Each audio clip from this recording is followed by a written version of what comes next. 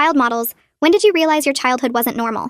When I was 7, sitting in an ice bath for 30 minutes to make my skin paler, my mom not letting me out despite my lips turning blue. Stop shivering or we'll start over, she said, scrolling through tomorrow's call sheet. The client specifically requested porcelain skin. The doorbell rang. 30 more seconds, my mother said, not looking up. The doorbell rang again, harder. Child Protective Services. We need to speak with you about your daughter. My mother's phone slipped from her hand, splashing into the ice water. Water dripped from my body as she wrapped me in a towel that was too small, meant for my face only. Before you think of tattletaling, remember what we did to your baby teeth, my father hissed as he pushed me toward the door. The CPS worker was a woman named Favor. A photographer sent us concerning photos from yesterday's shoot, bruising patterns and significant hair loss. My mother positioned herself behind Favor where only I could see her face twist into that look that meant the garage floor tonight. I forced my mouth into the pose from my comp card. Sweet, innocent, marketable. Everything's wonderful. I love modeling more than anything. Favor pulled out her tablet, zooming in on a behind-the-scenes photo. Why are there hand-shaped bruises on your arms covered with body makeup? I bruise easily. It's genetic. My mom helps cover them so clients don't worry. She swiped to another image. And the bald patches? My hand instinctively went to the clips holding my extensions. Just trying a new look. Very editorial. You're 10 years old. Why aren't you in school? My mother cut in. We homeschool between bookings. She earns more than you make in a year. Would you waste time on multiplication tables if you were banking 6 figures? Favor asked to see my schoolwork. My father laughed. We don't waste money on books when she could be practicing her poses. His hand moved to his belt, the way it did when he was about to prove who owned who. Favor's expression hardened. I need to speak with your daughter alone. Absolutely not, my father said. We don't leave her with strangers. Favor held up her badge. Refusing will require me to involve law enforcement. My mother's nails dug into my shoulder through the towel. We'll be right outside, sweetheart, she cooed in her client voice. But her whisper was different. Remember, we made you. We can unmake you. They left the door cracked. I could see my father's shadow. Can you read this consent form? Favor handed me a paper. After 30 seconds of silence, I whispered, I love reading, because that's what normal kids said. Can you write your name? My hand shook holding the pen. I knew it started with an E. Or was it an A? The letters swam like they always did. Everything's perfect here, I said louder, knowing they were listening. Favor leaned close. I'm going to ask your parents for complete privacy now. My father burst in. You can't. I can, and I will. Or we can wait for the police. Your choice. They left. Favor shut the door completely. The click of the lock sounded like freedom. But I could hear them pacing, like caged animals deciding whether to eat their young. Show me where you sleep. I led her to my room, the one with the white furniture and ring light setup. This is lovely. Where do you actually sleep? The lie was right there, but I was so tired. My head hurt from the ice bath. My feet hurt from yesterday's heels. Everything hurt. The garage, I whispered and started crying. She followed me out there. 2 yoga mats on concrete. A space heater that didn't work. My portfolio propped against the wall. My smiling face mocking me from 100 different angles. Favor took pictures of everything. I knew I'd pay for this later. If there was a later. A doctor arrived within an hour. My parents paced outside, making calls to my agency, threatening to sue everyone. The exam revealed everything. Stress fractures in both feet from standing in heels since I was 6. Malnutrition despite the healthy lifestyle my parents promoted to casting directors. Patches of scalp where hair would never grow back. Too much bleaching. Too many extensions ripped out in frustration when I couldn't hold a pose. When did you last eat a full meal? The doctor asked. I've been on ice cubes for 3 days. Beach shoot coming up. My stomach had stopped hurting yesterday. That's how I knew it was working. Favor looked through my portfolio, comparing recent photos to my early work. You've lost significant weight. I nodded. Size 00 books more than size 2. Do you have friends? Play dates? Normal kid activities? I had friends at the agency once, before I started booking too much. My parents said jealousy is bad for business. My voice kept getting smaller. Each truth felt like pulling out another tooth. Favor went to confront my parents while the doctor stayed with me. Through the door, I could hear everything. The explosion I'd been waiting for my whole life. She can't read because you don't send her to school. She's covered in injuries. My father exploded. His voice got louder and I heard something crash against the wall. Favor moved in front of me like a shield while pulling out her phone. The security guard she'd brought stepped between us and the door where my father was trying to push his way back inside. My whole body shook so hard the towel fell off my shoulders, and I couldn't make my hands work right to pull it back up. The doctor arrived 10 minutes later with a medical bag and kind eyes that made me want to cry more. She knelt down to my level and asked permission before touching me, which nobody ever did at photo shoots. Favor kept taking pictures of the garage, the yoga mats, my portfolio with its 100 smiling versions of me that looked nothing like the scared kid standing there in wet underwear. Outside, my parents screamed about lawsuits and defamation and how much money I made them, not realizing that admitting the money part just proved everything Favor was documenting. The doctor wrapped me in a real blanket from her bag and checked my temperature and pulse while asking questions in a soft voice. My teeth chattered so hard I could barely answer. The security guard's radio crackled with something about police backup, and my mother's voice went from angry to scared in half a second. The ambulance felt like a spaceship taking me to another planet where I didn't know the rules. I'd never been in one before, even though there were at least 6 times my feet hurt so bad I couldn't walk right for a week. The paramedic tucked heated blankets around me that felt like hugging the sun after years in a freezer. He kept asking if anything hurt, and I didn't know how to answer because everything hurt all the time. That was just normal. So did he mean hurt different from usual? Or hurt more than yesterday? Or hurt in a new way? I settled on saying my feet hurt and my head hurt and my stomach hurt, which was true but also left out about 20 other things. Through the ambulance windows, I could see my parents in the driveway surrounded by police now, my mother crying into her hands while my father pointed and yelled. The paramedic adjusted something on a machine that beeped next to me and said my heart rate was too fast. I wanted to tell him that was also normal, that my heart always raced like it was trying to escape my chest, but I was too tired to explain. They took me to a private exam area in the emergency room, where a female doctor with short gray hair and gentle hands examined my feet first. She pressed carefully on different spots, and my whole body jerked when she touched the outside of my left foot. The x-rays showed stress fractures in both feet from standing in heels since I was 6 years old, tiny cracks in bones that were supposed to be growing, not breaking. She photographed the hand-shaped bruises on my arms where my father grabbed me to position me correctly, the ones I'd gotten so good at covering with body makeup that most photographers never noticed. Her camera clicked and flashed while documenting the bald patches on my scalp, where extensions had ripped out hair follicles that would never grow back. When she measured my weight, the scale said 37 pounds, and she wrote something on her chart with a frown. I should weigh 60 pounds for my age and height. The doctor took photos of my spine where you could count every bone through my skin and my ribs that stuck out like xylophone keys. She asked about my last meal, and I told her about the ice cubes and the beet shoot, and she looked at me like I'd said something in a foreign language. Favor sat next to me during the whole exam holding my hand and promising I wouldn't have to go back to my parents' house tonight. I didn't believe her because adults always said things they didn't mean, especially when they wanted you to cooperate or calm down or stop crying. But she kept saying it every time I started shaking again, repeating the same words like she was trying to make them true through repetition. The doctor asked about school, and I gave my rehearsed answer about homeschooling between bookings. Favor squeezed my hand and said I could tell the truth now. The truth felt dangerous in my mouth like swallowing broken glass, but I was so tired of lying. I admitted I couldn't read and didn't know multiplication, and had never been to a real school because my parents said it would interfere with my availability. The doctor and Favor exchanged a look that made my stomach hurt worse than the hunger. My parents arrived at the hospital 40 minutes later with a lawyer in an expensive suit who started threatening everyone in the waiting room about ruining my career. I could hear my mother's voice through the walls getting higher and sharper the way it did right before she got really mean, the tone that meant consequences later. The security guard made them stay in a different area, away from the exam rooms. Their lawyer kept saying words like defamation and false allegations and loss of income, while my mother performed her concerned parent act for anyone watching. I knew that performance better than my own face because I'd watched her use it with casting directors and clients and teachers from the fake homeschool program we pretended I attended. My father's voice joined in, lower and angrier, making threats about what would happen when they got me back. The security guard's radio crackled again, and more people arrived to keep my parents contained in their separate waiting area. A different CPS worker came to interview me while Favor went to handle my parents. This one had tired eyes and a clipboard full of forms. I automatically started reciting my agency-approved lines about loving my work and being grateful for opportunities and how modeling was my passion. The words came out smooth and practiced like a commercial script I'd memorized years ago. She listened without interrupting and then asked about where I slept. I started to describe my room with the white furniture and ring lights, but she stopped me and asked again, specifically about the garage. I accidentally said it gets cold at night before I could stop myself. Her whole face changed from neutral to something that looked like anger mixed with sadness. She wrote fast on her clipboard and asked more questions about the concrete floor and the space heater that didn't work, and how long I'd been sleeping out there. Each answer felt like betraying my parents, but also like finally telling someone the truth that had been rotting inside me for years. They admitted me overnight for observation, because the doctor worried about something called refeeding syndrome since I'd been starving for so long. She explained that my body had forgotten how to process regular food, and eating too much too fast could make me really sick, or even kill me. A nurse brought me juice and crackers on a tray, and I stared at them trying to remember the last time someone just gave me food without making me earn it first. My stomach cramped when I tried to drink the juice, sharp pains that made me curl up on the hospital bed. The crackers turned to paste in my mouth that I couldn't swallow right because my throat had forgotten how to handle solid food.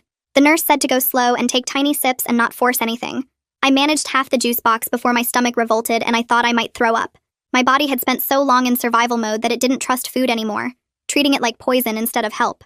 In the morning, a man named Franz Barrett came to my hospital room and introduced himself as my new caseworker. He had dark skin and kind eyes and a way of talking that didn't make me feel stupid. He pulled out a calendar with big, colorful squares and explained what happens next using simple words and pictures. There would be court dates and interviews and medical appointments all marked on the calendar with different colored stickers. He showed me photos on his tablet of different places I might stay, Houses with regular bedrooms and families who took care of kids who couldn't live with their parents right now. None of them had ring lights or call sheets or mirrors covering entire walls. That made me feel weird and relieved at the same time. Like part of me was scared to not have those things, but another part was so tired of performing every second. Franz said I got to have opinions now about what I wanted and where I felt safe. Nobody had ever asked me what I wanted before. By afternoon, they'd found an emergency foster home with a woman named Aria Henderson, who smiled too much and talked in a gentle voice that made me suspicious. She took me to a house in a neighborhood with trees, and showed me a guest room with regular kid stuff instead of photography equipment. There were books on shelves and stuffed animals on the bed and curtains with stars on them. Aria pointed out where the bathroom was, and where she kept snacks in the kitchen and said I could eat whenever I was hungry without asking permission first. That felt like a trap, because in my real life, food was earned through perfect poses and good behavior and booking high-paying jobs. I was too tired to figure out what she really wanted from me, so I just nodded and tried to look grateful the way clients liked. She seemed nice, but everyone seemed nice at first until they showed you who they really were. That first night in Aria's house, I couldn't sleep because the walls were the wrong color, and there was no ring light telling me where to position myself. The bed was too soft, and the blankets were too heavy, and the quiet felt louder than screaming. I kept waiting for someone to come in and tell me tomorrow's schedule or yell about my posture or drag me out to the garage for punishment. Every small sound made me freeze and hold my breath, listening for footsteps that would mean I'd done something wrong. But nobody came and the quiet stretched on forever, just the sound of a clock ticking somewhere and a dog barking far away. I stared at the ceiling counting the shadows and trying to remember how to breathe normally. My body didn't know how to rest without fear, didn't understand that maybe tonight nobody would hurt me. The uncertainty felt worse than the familiar pain, because at least with pain, I knew what to expect and how to survive it. His voice got loud and mean, yelling about how they provided everything for me and I was ungrateful, and this was all a big misunderstanding. My mother joined in with her crying voice, the one she used when she wanted people to feel sorry for her. I sat on the exam table picking at the paper covering while the doctor stood near the door like a guard. Favor came back after 20 minutes with 2 police officers and told my parents they needed to leave the property immediately. Through the doorway, I watched my father's face turn red and his hands curl into fists, but the officers didn't move or look scared. My mother grabbed his arm and pulled him toward the parking lot, and the last thing I heard was her saying something about lawyers and custody and how they'd get me back tomorrow. The doctor closed the door and asked if I needed anything, but I just shook my head because my throat felt too tight to talk. Favor sat down next to me and explained that I wouldn't be going home tonight or maybe for a long time, and they'd found a safe place for me to stay. The ambulance took me to the hospital even though I kept saying I was fine, but nobody listened when I said I didn't need all this attention. They admitted me overnight in a pediatric room with cartoon characters on the walls and a TV I didn't know how to work. A nurse brought me juice and crackers on a plastic tray, and when I tried to eat the crackers, my stomach cramped so bad I thought I was dying. She explained something about my body forgetting how to process real food after living on ice cubes, and I felt stupid for breaking my own stomach. Franz showed up the next morning with a backpack full of clothes that weren't mine, and a folder with papers and pictures. He pulled out the calendar covered in colorful stickers and showed me all the appointments coming up, using his finger to point at each square. Court dates and doctor visits and meetings with people I'd never met, all marked with different colored dots. He showed me photos on his tablet of houses where kids stayed when they couldn't live with their parents, regular houses with bedrooms that had actual beds instead of yoga mats. None of them had ring lights or mirrors covering the walls or racks of outfits organized by season and client preference. Looking at those normal rooms made my chest feel weird, like I was scared and relieved at the same time. By afternoon, they released me from the hospital and Franz drove me to a neighborhood with trees and houses that all looked similar. Aria met us at the door with a smile that seemed too big, and a voice that sounded like she was talking to a baby. She showed me the guest room with a regular bed and stuffed animals and books on shelves, and I didn't know what to do with any of it. The bathroom had a mirror, but it wasn't the good kind with special lighting, just a regular mirror that showed how small and weird I looked without my extensions and makeup. That night I couldn't sleep because the bed was too soft and the quiet felt wrong. I kept waiting for footsteps or yelling or someone coming to drag me out for punishment, but nothing happened. Just silence and darkness and my brain not knowing how to rest without fear. The next morning, Aria made eggs and toast and put a plate in front of me without asking what I was allowed to eat. I stared at the food trying to calculate calories and remember what my mother's rules were about breakfast before shoots. Aria sat down across from me and started eating her own food like this was normal, like she wasn't watching to make sure I performed gratitude correctly. I picked up my fork and cut one bite of eggs into 4 tiny pieces, then put one piece in my mouth and chewed exactly 20 times before swallowing. My stomach hurt immediately, but I took another microbite and repeated the counting. After 3 bites, I put my fork down and pushed the plate away slightly, and Aria just nodded and asked if I wanted to save the rest for later. She didn't comment on my weird rules or try to force more food or take photos of the plate to prove I ate. The phone rang that afternoon while I was sitting on the couch trying to figure out how the TV remote worked. Aria answered, and I heard my mother's voice through the speaker doing her sweet mom act, the one she used for casting directors and clients. She was asking about me in that concerned tone that sounded caring but wasn't, saying she just wanted to make sure her baby was okay. Franz appeared from somewhere and took the phone from Aria, and his voice got firm as he explained something about supervised contact only, and court orders. My mother's voice shifted instantly to the scary one, the one that meant someone was about to pay, and she started yelling about her rights and lawyers before Franz ended the call. He looked at me sitting frozen on the couch and said my parents weren't allowed to call here anymore, and I nodded but couldn't make words come out. A woman named Nicole Harrington came to visit the next day carrying a briefcase and wearing a suit that looked expensive. She sat down in Arya's living room and explained that she was my lawyer. Not my parents' lawyer or CPS's lawyer. Just mine. I didn't understand how that worked because I was 10 and didn't have money for lawyers. But she kept talking about rights and choices and how she'd tell the judge what I wanted. She used phrases like, "your decision" and "what do you think?" that sounded fake because adults never actually cared what I thought about anything. But she kept saying it. Kept asking my opinion about stuff. And I didn't know how to respond. Franz's phone kept buzzing with messages from the modeling agency about my commitments and contracts and clients who were expecting me. He showed me some of the messages that used words like breach and obligations, and made it sound like I was the one breaking rules by getting taken away from my parents. The agency manager left a voicemail saying they needed to discuss my future and responsibilities, and Franz played it on speaker so I could hear how they were trying to manipulate me. Then he blocked their number and explained that agencies don't own people no matter what my parents told me, but I still felt guilty about the clients I was disappointing, and the shoots I was missing. On day 3, Franz came back with papers that had a judge's signature, and he explained using simple words that my parents couldn't take me anywhere without a supervisor watching. He called it an ex parte order and showed me where the judge had checked boxes and written notes. I felt my shoulders relax slightly, knowing there was an official rule keeping them away. But I also felt terrified because I knew my parents would find some way to punish me for this, even though I didn't ask for any of it. That night, I found my comp card in the bag of stuff they'd brought from my house, the glossy photos showing me in different poses and outfits with my stats printed on the back. I stared at the girl in those pictures who looked happy and successful and professional, and I didn't recognize her. I hid the card under the mattress because I didn't want Arya to see it, but I couldn't throw it away either. Looking in Arya's bathroom mirror, I saw a scared kid with messy hair and no makeup, nothing like the polished model in the comp card photos. Franz explained they'd filed something called a dependency petition that listed all the ways my parents hurt me, and there would be a court hearing in 2 weeks to decide what happens next.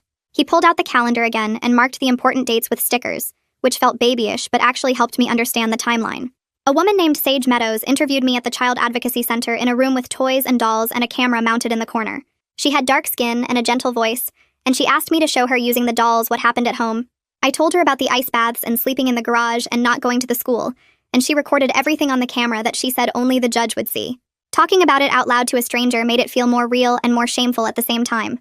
They sent me for more medical tests at a different hospital where doctors took x-rays of my feet and found stress fractures plus evidence of old breaks that had healed wrong. One doctor examined my scalp and took close-up photos of the bald patches where hair wouldn't grow back, and another doctor measured my bones and said I was smaller than I should be for my age. Franz told me later that all these reports would help prove my parents hurt me, and I felt validated that people believed me, but also ashamed that strangers were documenting all my damage. The school district sent someone to Arya's house to evaluate me for enrollment, and she brought forms and papers covered in words I couldn't read. I stared at the intake form for 10 minutes trying to make the letters make sense, but they just swam around like they always did. After watching me struggle, the evaluator realized I was completely illiterate and started making notes about special education assessment and testing. I wanted to disappear into the floor or run away or anything except sit there while she wrote down how stupid I was. She asked me basic questions about letters and sounds and I couldn't answer any of them, and her face got sadder with each wrong answer or silence. By the time she left, I felt like the dumbest person alive, and Arya tried to tell me it wasn't my fault, but I knew I should have learned to read somehow, even without school. Franz drove me to my first appointment with Celeste Cook 3 days later, in an office building that smelled like coffee and carpet cleaner. The waiting room had magazines I couldn't read, and a fish tank where one orange fish kept swimming in circles by itself. Celeste opened her door and smiled without showing too many teeth, gesturing me inside to a room with 2 chairs and a bookshelf and gray walls that didn't hurt to look at. I sat in the chair farthest from the door and started counting the white tiles on the floor because that was something I could control. 1, 2, 3, 4. She sat down across from me and didn't say anything. 5, 6, 7, 8. I kept waiting for her to pull out dolls or art supplies or make me talk about feelings, but she just sat there with her hands folded in her lap. 9, 10, 11, 12. After maybe 10 minutes, she said her office was a safe place where I didn't have to do anything I didn't want to do. I counted to 36 before the session ended, and she told me she'd see me next week. The whole drive back to Arya's house, I felt confused because therapy was supposed to be harder than that. Franz scheduled a supervised phone call with my mother the next afternoon at the CPS office with a speakerphone in the middle of a table. He sat next to me with a notepad, and my mother's voice came through sounding small and far away. She started crying immediately, telling me how much she missed me and how empty the house felt without me.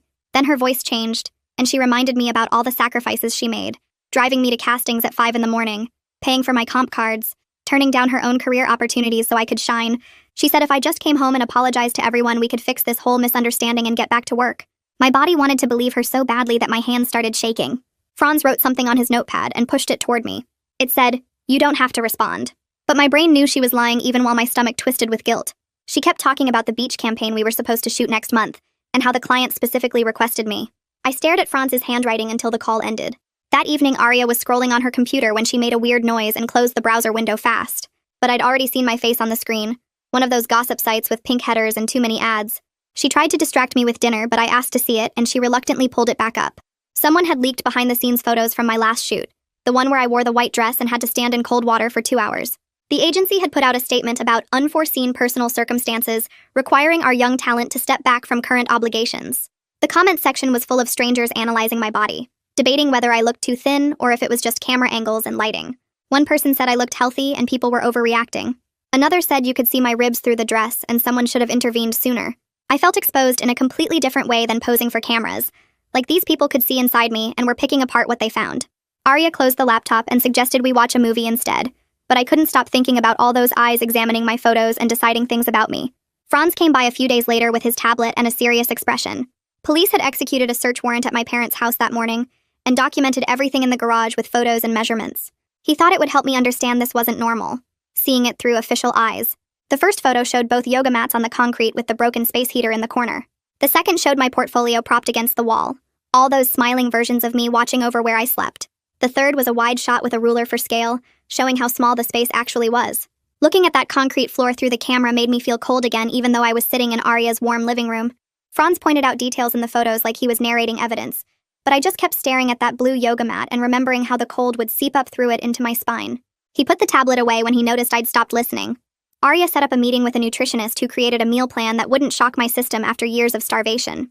The nutritionist explained about refeeding and how my body had forgotten how to process regular food, but knowing the science didn't help when every bite of solid food brought cramps that doubled me over. Some days I could only manage protein shakes and broth, sipping slowly while my stomach cramped and twisted. Other days I'd eat half a piece of toast and spend an hour in the bathroom feeling like my insides were trying to turn themselves inside out. Arya never pushed or made me feel bad about it, just kept offering small portions and celebrating when I managed to finish anything. I hated that my stomach had forgotten how to be hungry properly, after all those years of ice cubes and laxatives. The nutritionist said it would take months for my digestive system to heal. Months felt like forever when every meal was a battle.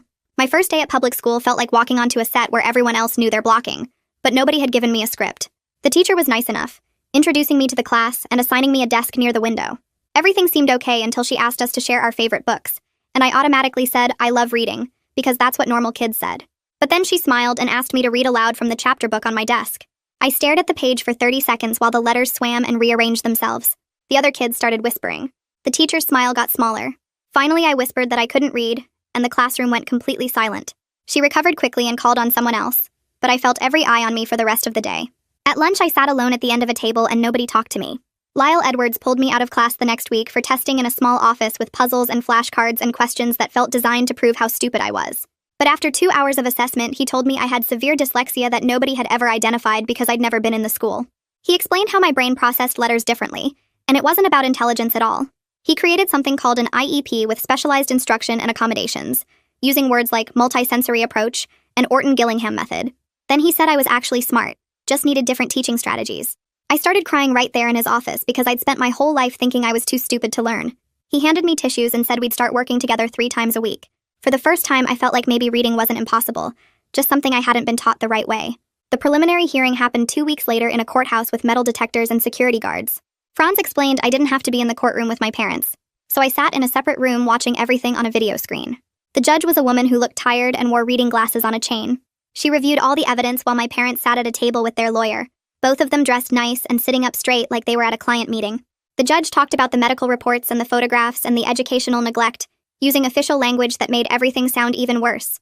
Then she ordered that my parents could only see me with supervision, and had to complete parenting classes and psychological evaluations and other services before anything could change. She said I was staying in foster care for now and my case would be reviewed in 6 months.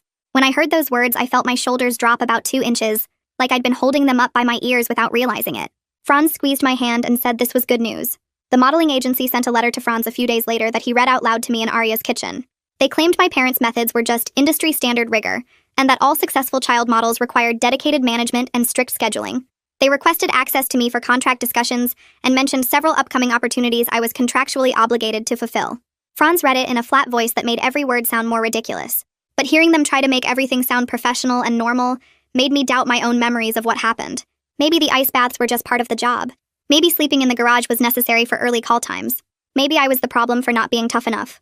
Franz must have seen something in my face because he stopped reading and said agencies don't get to abuse kids and call it business. He filed the letter away and said he'd handle it. School picture day came the following week, and I didn't know it was happening until the photographer set up in the gym. Kids lined up by class, and the photographer positioned each one on a stool against a blue backdrop, adjusting shoulders and tilting chins. When my turn came, I walked up to the stool, and he smiled and said to sit up straight and give him a big smile. Suddenly, I was back in every shoot where I had to hold uncomfortable positions until my muscles screamed, where my mother would pinch my side if my smile wasn't bright enough, where I wasn't allowed to move or blink or breathe wrong. My chest got tight and I couldn't pull in enough air. The photographer kept talking, but his voice sounded far away and tinny. I backed away from the stool and my vision started closing in from the edges. Someone grabbed my arm and walked me out of the gym. The school counselor let me sit in her office until I could breathe normally again, and she said I could opt out of pictures this year. Nobody made me feel bad about it or asked me to explain. I sat in her office for the rest of the period, counting the books on her shelf and feeling my heartbeat slow back down to normal. The counselor let me stay until the bell rang, and then walked me back to class where everyone was already working on math problems I couldn't read. My next therapy appointment with Celeste happened 2 days later, and she noticed me picking at the skin around my thumbnails until they bled. She asked if I wanted to learn something that might help when the scary feelings got too big, and I nodded because anything was better than feeling like my brain was trying to kill me. She taught me to name 5 things I could see right then in her office. So I said the clock and the tissue box and the plant in the corner and her shoes and the carpet. Then 4 things I could touch, and I pressed my hands against the couch fabric and the wall and my own knees and the wooden armrest. The feelings didn't disappear, but they got smaller, like turning down the volume on something that was too loud. That night at Aria's house, I woke up from a dream about the ice bath and my whole body was shaking and I couldn't remember where I was. I made myself do the 5 things, 4 things exercise, and named the nightlight and the dresser and the window and the door and the ceiling, then touched the blanket and the pillow and the mattress and my own hair. After a few minutes, I could breathe normally again, and I realized this was the first time I'd ever made the panic stop by myself, instead of just surviving it until it went away on its own. The next morning, Nicole called and asked me to come to her office because she needed to show me something important. Franz drove me there, and Nicole had papers spread all over her desk with numbers and dates and my name on them. She explained that my parents had opened bank accounts using my information and deposited over $200,000 from my modeling work over the years. I stared at the numbers because that seemed like enough money to never worry about anything. But then Nicole showed me the current balance, and it was only $18,000 left. She asked if I knew where the money went, and I said no, because my parents never told me about money except to say I needed to book more jobs. Nicole filed something called a motion to freeze the remaining funds and investigate the spending, and her face looked angry in a way that made me feel protected instead of scared. I sat there looking at all those deposits with dates next to them, realizing each one represented a shoot where I stood in uncomfortable positions, or wore clothes that hurt or smiled until my face ached, and my parents had taken all of it and spent it on things I'd never see. They didn't just hurt my body with the ice baths and the heels and the starvation, they also stole the future I'd earned by surviving all of that. 2 days later, Franz showed up at Aria's house looking upset and holding his phone. The modeling agency manager had sent him an email with the subject line that said resolution discussion, which sounded professional and reasonable. But when Franz read it out loud, the message was included a direct quote from my father saying, "We made you. We can unmake you," like the agency thought using my father's exact threat would somehow help their case. Franz immediately forwarded it to the police and the judge's office and explained it would be added to my case file as evidence of ongoing intimidation. I felt sick knowing those words were now part of my permanent record, that anyone who ever looked at my file would see that quote and know my father thought of me as something he created and owned instead of a person. The agency was trying to sound reasonable while literally threatening me in writing, and somehow that felt worse than my parents doing it directly, because at least with them, I always knew they were dangerous. After that, Franz sat down with me at Aria's kitchen table and said we needed to make a safety plan together. He brought a printed list and we went through it point by point, starting with getting a lock installed on my bedroom door that only I had the key for. Then he wrote down phone numbers for him and Aria and Nicole and the CPS emergency line and the police, and we practiced what I would say if I called each one. He also created scripts for different situations, like if someone from the agency contacted me, or if my parents showed up somewhere they weren't supposed to be, or if anyone pressured me about anything. We practiced the scripts out loud, and at first they felt fake and awkward in my mouth, but Franz made me say them over and over until they sounded more natural. Having actual words I could use instead of just freezing or going into my marketable smile felt like someone had given me tools I didn't know existed. The next day at the school, a girl named Kendall who sat 2 rows behind me came up during lunch and asked if I wanted to join the library club that met after school on Thursdays. I automatically said no, without thinking, because I didn't deserve friends or free time. Those were things normal kids got, and I wasn't normal. Kendall looked disappointed but said okay, and walked away, and I sat there eating my sandwich and feeling relieved that I'd avoided the situation. But then later that afternoon, I realized I still remembered what she said, that the information had stayed in my head instead of disappearing immediately the way most things did. Library club on Thursdays after school, and some part of me had saved that detail, which meant some part of me wanted to go, even though the rest of me knew I shouldn't. Franz came for his regular weekly visit, and we sat in Arya's living room going over my progress and upcoming appointments. He mentioned that if my parents completed all their required services successfully, like the parenting classes and psychological evaluations and financial counseling, the judge might eventually allow unsupervised visits or even reunification. He said it quickly like it was just information I needed to know, but I felt my whole chest get tight and my hands started shaking. That night, I had nightmares about going back to the garage, about my mother standing over me with her phone scrolling through call sheets, about my father's hand moving to his belt. I woke up at 2 a.m, convinced I could hear footsteps outside Arya's house, my mother's specific walk in the heels she wore to client meetings. I lay there frozen for almost an hour, listening to every sound, before I could finally remember where I actually was, and that the doors were locked, and Franz had a safety plan, and I wasn't going back tonight. My next therapy session with Celeste felt harder than usual because I was tired from not sleeping. She asked me to describe the difference between marketable me and human me, and I opened my mouth to answer, but nothing came out. I realized I didn't actually know if there was anything left under the performance, if I'd ever been a real person, or if I was always just a product my parents created for clients. We spent the rest of the hour trying to make lists of things I might like or want that had nothing to do with booking jobs, and it was the hardest homework anyone had ever given me. I couldn't think of a single thing I wanted that wasn't related to making other people happy, or looking right, or being what someone needed me to be. Celeste said that was okay, and we'd keep working on it, but I left feeling empty and confused about who I even was, without cameras and clients and call sheets. Nicole scheduled several practice sessions to prepare me for court testimony, and the first one made me so nervous I threw up in her office bathroom before we even started. She taught me that it was okay to say I don't know instead of making up answers or saying what I thought people wanted to hear. We established a safe word I could use if I needed a break, and she promised the judge wouldn't be mad at me for telling the truth, even if it made my parents look bad. We practiced with her asking questions and me answering, and she corrected me every time I slipped into my agency voice or tried to protect my parents by softening what really happened. It felt wrong to say things plainly without making excuses or explanations, but Nicole kept reminding me that facts were just facts, and I didn't have to apologize for them. One afternoon, I came home from the school and found Arya throwing something in the trash with an angry expression. She saw me and tried to act normal, but I asked what it was, and she admitted a local reporter had left a business card stuck in the front door. The card asked for an exclusive interview about child exploitation in the modeling industry, and Arya had already called Franz to document the contact. I felt grateful that someone was protecting me from becoming a story instead of a person, that I didn't have to decide whether talking to reporters was something I should do to help other kids, or something that would just turn my trauma into entertainment. A week later, Franz brought new lab results to show me, and this time they were from a forensic dermatologist who specialized in hair and scalp injuries. The report confirmed that the damage patterns on my scalp were consistent with repeated forceful extension removal and chemical processing beyond what was safe for children. The doctor used words like traction alopecia and permanent follicle damage, explaining that some areas would never grow hair again no matter what treatments I tried. I ran my fingers over the bald spots that I usually kept hidden under my remaining hair, and instead of feeling ashamed like I always did, I felt angry. These weren't flaws or imperfections or things wrong with me.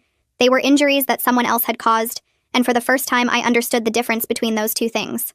Lyle started me on this reading program that used letters I could touch, plastic ones with different textures on each side.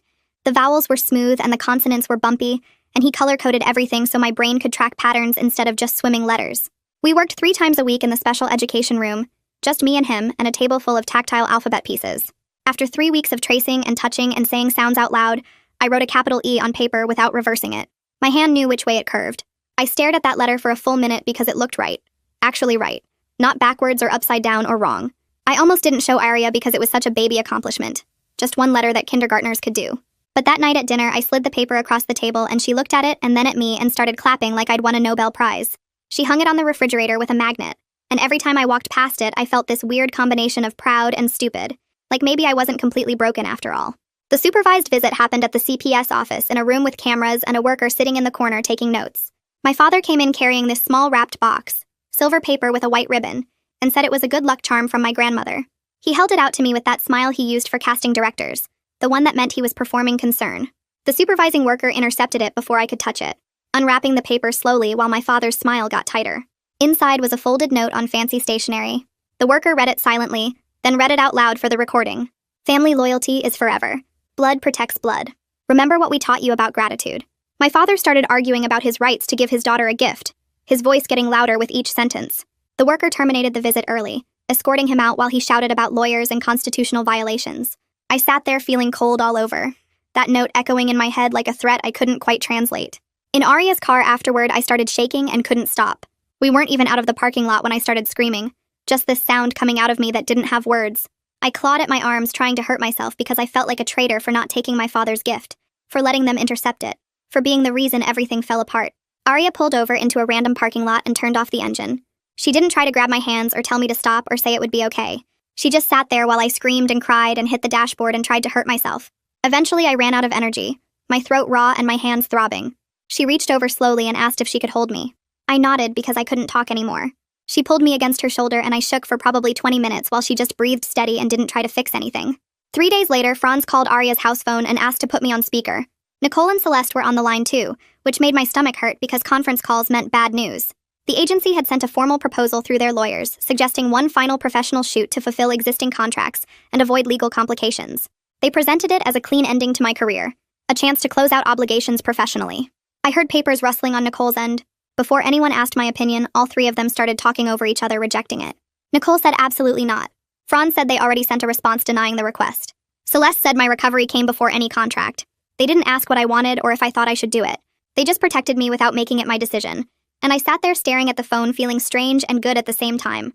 Like maybe adults were supposed to do this. Franz came by the next afternoon with his calendar and bad news. The adjudication hearing got delayed by 2 weeks because the court calendar was backed up with emergency cases. 2 more weeks of not knowing what happens next.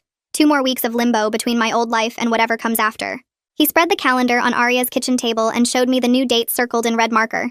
He didn't pretend it was fine or tell me the system worked great. He just said this was normal but frustrating, that courts moved slowly and kids had to wait even though waiting was hard.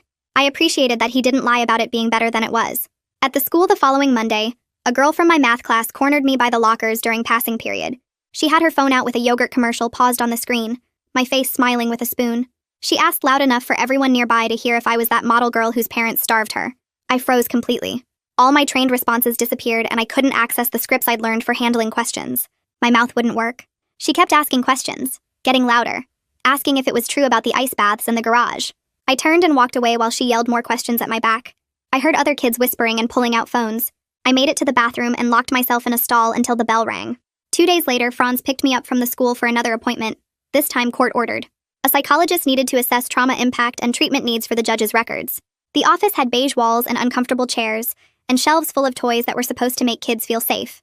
The psychologist asked invasive questions about my parents and the modeling and what I remembered most. She made me do weird tasks like drawing my family and pointing to dolls to show where people touched me. After an hour of this, I snapped at her, told her I was tired of being assessed and evaluated and documented like some kind of experiment. She wrote something in her notes, and I immediately felt guilty for being difficult when everyone was just trying to help. Celeste spent our next therapy session teaching me to identify different body sensations.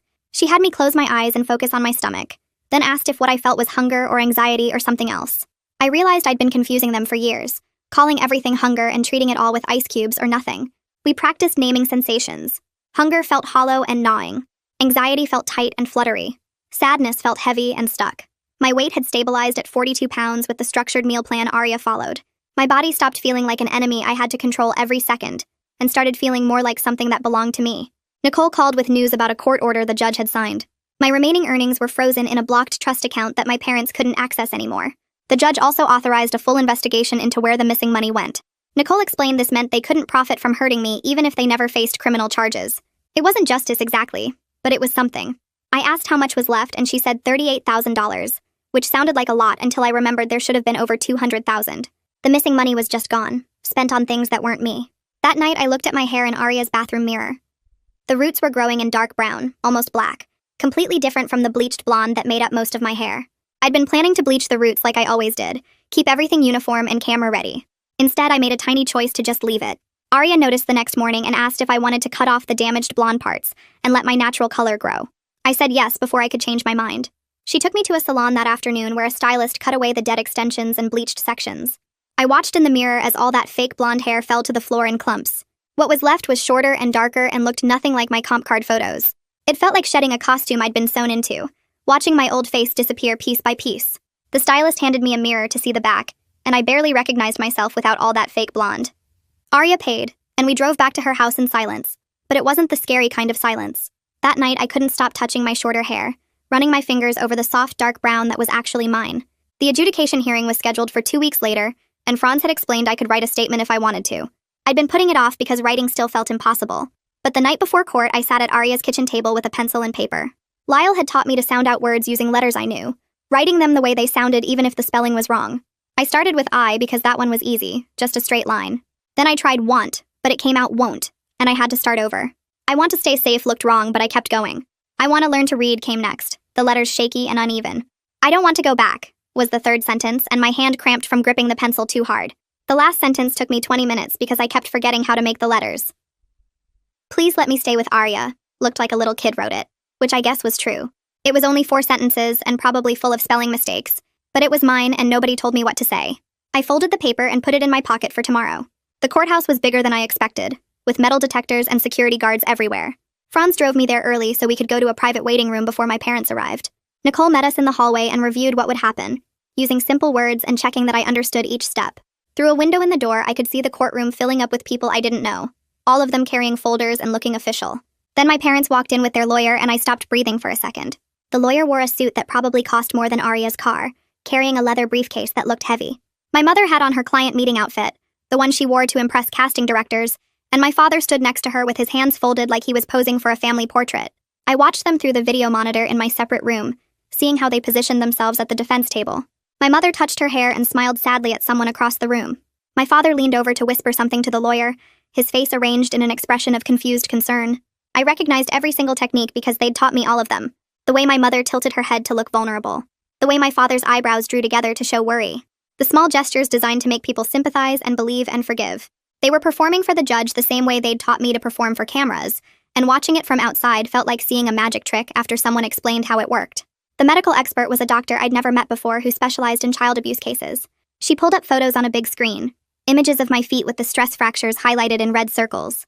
The x-rays showed white lines where the bones had cracked from standing in heels for too long, some of them old breaks that had healed crooked. She explained how stress fractures develop over time from repeated pressure, how children's bones aren't strong enough to handle adult shoes. Next came photos of my scalp with the bald patches circled, and she described traction alopecia from extension removal.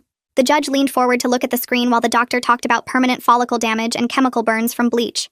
My stomach twisted watching my own body displayed like evidence in a crime scene, but part of me felt relieved. Someone with credentials and authority was saying out loud that this wasn't normal, that kids weren't supposed to have broken feet and bald spots. The doctor showed before and after photos from my portfolio, pointing out the weight loss over 2 years. She used terms like severe malnutrition and failure to thrive, medical words that made it sound serious instead of like a lifestyle choice. My parents' lawyer tried to argue that modeling required discipline, but the doctor cut him off. She said there was a difference between discipline and starvation, between training and injury, and the evidence showed I'd been systematically harmed. Then it was my turn, and my hands started shaking before Nicole even came to get me. The closed-circuit TV setup meant I stayed in my small room with just Nicole and a woman who would type everything I said. A camera pointed at me, and a monitor showed the judge in her courtroom, and I could see her, but my parents couldn't see me. The judge introduced herself and asked if I understood I was under oath, which meant I had to tell the truth. I said yes, and my voice came out squeaky. Her first question was about where I slept, and I said the garage on 2 yoga mats. The second question was about school, and I said I never went, that my parents said it would interfere with bookings. My voice shook on the third answer about the ice baths, describing how my mother made me sit in freezing water to make my skin paler. But after that third answer, something shifted and my voice steadied. I wasn't performing or protecting anyone, just saying what actually happened. The judge asked about food, and I explained the ice cube diet, the laxatives, the weigh-ins before every shoot. She asked about the bruises, and I told her about my father's belt and my mother's nails. I didn't cry or use my comp card smile or try to make it sound better than it was. When the judge asked if I felt safe with my parents, I said no, without hesitating, and Nicole squeezed my shoulder. The judge took a long time looking at papers before she started talking. She said based on clear and convincing evidence, she was finding that my parents had neglected and exploited me. The legal words were hard to follow, but Franz had explained them before, so I knew what it meant when she said adjudicated. It meant the court officially agreed my parents had hurt me. She ordered continued foster placement with Arya, which meant I wasn't going back to the garage. Supervised visitation only, which meant my parents couldn't see me alone. Then she listed things my parents had to do before the court would even consider sending me back. Parenting classes every week for 6 months. Financial counseling to learn how to manage money. Psychological evaluations to figure out why they'd done this. The case plan went on, and I felt exhausted just listening to all the requirements. My mother started crying in the courtroom, but it was her performance cry with the delicate sniffles. My father sat stone-faced, staring straight ahead.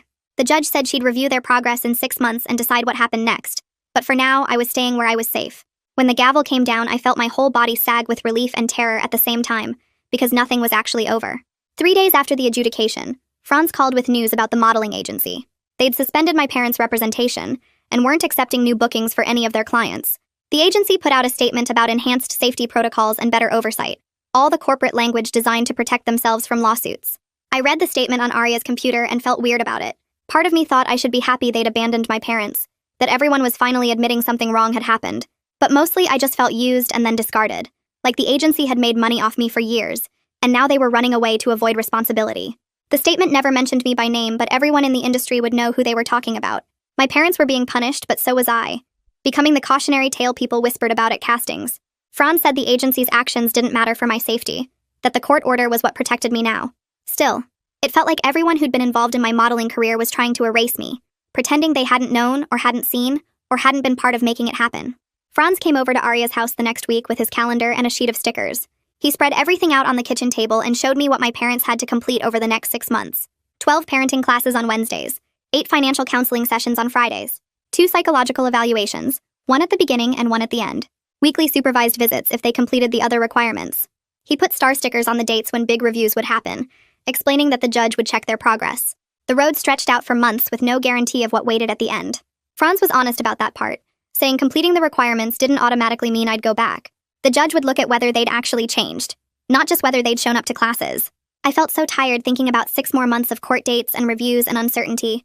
My whole life had been scheduled by other people, and now the schedule just came from the court instead of from casting directors. But I still didn't get to choose what happened next. 2 weeks later, the school district held a meeting about my education plan. Lyle was there with 3 of my teachers, plus Arya, Franz, and Nicole sitting around a big conference table. They called it an IEP meeting, which stood for something about individualized education. Lyle explained the dyslexia diagnosis again, and showed everyone the testing results that proved I was actually smart, even though I couldn't read yet. The teachers talked about specialized instruction for an hour every day, using the same multisensory program Lyle had started with me. They'd modify my assignments so I could show what I learned without having to read at grade level. Someone suggested audiobooks and text-to-speech software for my computer. They made a whole schedule with different colored sections showing when I'd work with the reading specialist versus regular class. Nicole asked questions about progress monitoring and whether I'd be able to catch up eventually. Lyle said maybe, with intensive help, but it would take years, not months. Everyone around the table talked about me like I was a student with potential instead of a damaged product that couldn't perform basic tasks. They used words like capable, and intelligent, and promising, and I didn't know what to do with those words except store them away for later, when I needed to remember someone had said them. After the meeting, Arya drove me home and made hot chocolate even though it wasn't that cold outside. We sat at her kitchen table and she asked how I felt about everything. I gave my automatic answer about being fine, but she waited like she knew there was more. Finally, I said I was scared about getting attached to her house and her routine, and then having to leave if the judge sent me back. Arya put down her mug and said something I hadn't expected. She told me she'd talked to Franz about extended foster placement, that she was willing to keep me in her home for as long as the court approved it, and I wanted to stay. The idea of staying terrified me more than the idea of leaving. Everyone I'd ever trusted had hurt me, and trusting Arya felt like volunteering for more pain. But I'd already started thinking of the guest room as my room without meaning to. I'd started putting my things in specific places and memorizing which floorboards creaked, and knowing where the light switches were in the dark. Arya said I didn't have to decide anything right now, that we could just keep taking it one day at a time. I nodded and drank my hot chocolate and tried not to think about how much it would hurt if I let myself want to stay, and then lost it anyway. My next therapy session with Celeste felt harder than usual because of everything happening at once. She asked about my feelings about my parents, and I said I didn't have any, which a lie. Celeste didn't call me out directly, but she started talking about how people can hold 2 opposite feelings at the same time. I could love my parents and still need to be safe away from them. I could miss them and also be relieved they couldn't hurt me anymore. Both things could be true at once, she said, and that didn't make me a bad person or a traitor. Nobody had ever given me permission to have complicated feelings before. My parents had always demanded absolute loyalty and gratitude. The court system wanted me to be clearly traumatized and afraid. Everyone seemed to need me to pick a side and stick with it. But Celeste said feelings weren't logical or simple, that I could hate what my parents did and still wish they'd been different people who could have loved me safely. She said recovery meant learning to hold all those contradictions without trying to force them into a neat story. I left her office feeling more confused than when I'd arrived, but also lighter somehow, like I'd been given permission to be messy and uncertain instead of performing clarity I didn't feel. The next day, Arya took me to a shoe store that had rows and rows of kids' shoes in normal sizes. She asked what kind I wanted, and I didn't know how to answer, because I'd never picked shoes based on what I wanted before. The salesperson measured my feet and said I was a size 3.5, then brought out sneakers with cushioned soles and no heels at all. I put them on and walked around the store, and my feet didn't hurt. They just didn't hurt for the first time in years, and I had to sit down on the little bench because I felt dizzy from how normal it felt. Arya asked if they fit okay, and I nodded but couldn't talk because I was trying not to cry in the middle of the shoe store. She bought 2 pairs without asking the price, and I carried the bag to the car thinking about all the times my feet had hurt so bad I wanted to scream, but couldn't, because the photographer needed happy faces. We drove home and I wore the new shoes inside the house even though Arya said I didn't have to, and I walked back and forth across the kitchen just feeling what it was like to move without pain. A few days later, Nicole called and asked if I could come to her office because she had something to show me. Franz drove me there and Nicole had printed out a stack of emails that the modeling agency had to give her because of the court order. She spread them across her desk and showed me messages from my parents to the booking agents asking them to lie about my age for certain jobs. One email from my mother said I could pass for 8 if they styled me right and please don't mention the stress fractures to the athletic wear client. Another one from my father told them to cover my bald spots with extensions before sending photos, and the client doesn't need to know about any medical issues. Nicole let me read through them slowly, sounding out the words I could manage and asking her about the ones I couldn't. Each email made me feel sicker because I'd thought maybe the agency people didn't know how bad things were. But they knew, and they helped hide it because booking me made them money too. Nicole explained that not everyone was equally guilty, but they all chose to protect the business instead of protecting me. I asked if that made them bad people, and she said people are complicated, which wasn't the simple answer I wanted, but probably the true one. That afternoon, Nicole showed me different paperwork about the money investigation. She'd found $38,000 in an account my parents couldn't access anymore, and the judge said it could go into a block trust for me. But over $160,000 was just gone, spent on my parents' cars and clothes and the house they lived in while I slept in the garage. Nicole explained that some of the money was too old to recover, and some of it my parents had spent in ways that made it legally complicated to get back. I asked if we could get more of it, and she said probably not, and I felt angry and relieved at the same time. Angry because they'd stolen from me and wouldn't have to give it all back. Relieved because at least I'd have something and that was better than nothing. Nicole said this was what partial justice looked like, and sometimes you have to accept that some things stay broken even when you prove they were wrong. The next week, Franz took me to a supervised visit with my mother at the CPS office. A worker sat in the corner taking notes while my mother hugged me too tight and cried into my hair.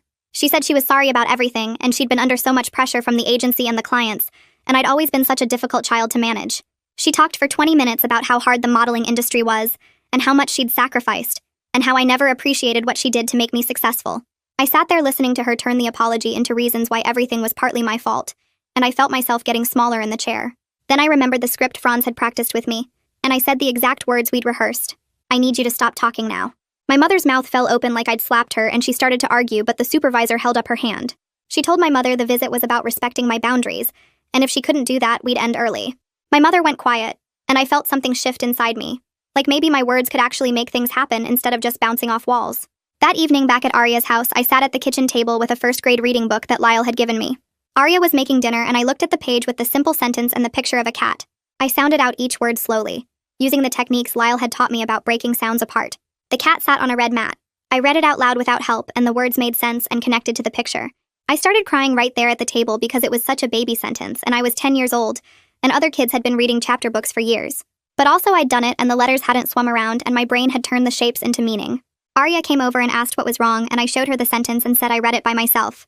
She sat down next to me and said she was proud of me, and I cried harder because maybe I wasn't permanently broken after all. As November moved toward December, Franz came over with his calendar to talk about the holidays. He asked which traditions felt safe and which ones reminded me of photo shoots. I told him I hated cameras and fake smiles and performing happiness for other people's pictures. We made a list of rules that said no photos without my permission, and no posting anything online, and no making me pose or say cheese or any of that stuff. Arya read the list and signed her name at the bottom, saying she agreed to follow every rule.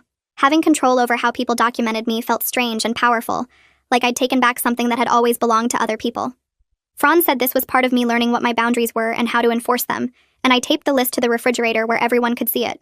A few days later, Franz brought me a card that had arrived at his office. It was from Favor saying she'd transferred to a different unit that worked with teenagers instead of younger kids. She wrote that she was proud of how brave I'd been and she'd always remember my case. Reading it made me feel sad because Favor was the first person who'd believed me, and now she was leaving. Franz explained that CPS workers moved around between units a lot, and it didn't mean she'd forgotten about me. He said the system wasn't designed for kids to keep the same worker forever, even though that would be easier. I asked if he was going to transfer too, and he said not right now, and I tried not to think about what would happen when he eventually did. That week, I started keeping a journal that Arya had bought me, a notebook with blank pages and no lines. I wrote using the phonetic spelling Lyle had taught me and invented my own words for things I didn't know how to spell yet. My sentences looked weird and wrong, but they were mine, and they said what I actually thought instead of what someone told me to think. I wrote about the shoe store and the supervised visit and reading the cat sentence. I wrote about being scared and angry and confused all at the same time. Reading back my own thoughts felt like meeting someone I didn't know existed underneath all the performing and posing and client-friendly quotes. The words were messy and misspelled, but they were real, and they belonged to me. On a regular Tuesday at recess, a kid from the art class came up to me with a camera and asked if I could be in his school project about portraits. I said no without apologizing or explaining why. He asked again, and I said no again, and walked away toward the playground. I chose the swings instead and sat down on the black rubber seat and started pumping my legs. The swing went higher and higher, and my stomach dropped on the downswing, and the wind pushed my hair back from my face. Other kids played around me, and nobody cared that I'd said no to the camera or asked why I was being difficult. The future was completely uncertain, and I didn't know if my parents would finish their classes, or if I'd stay with Arya forever, or if I'd ever catch up to my grade level in reading. But right now, I was safer than I'd ever been, and my feet didn't hurt in my new shoes, and I could say no without the world ending. That was enough for right now. That's where we'll leave this story today. I know that was heavy, but I hope it reminded you that there are people out there who will fight for kids who need help. If this story touched you, a like really helps others find it. Take care of yourself, okay? See you next time.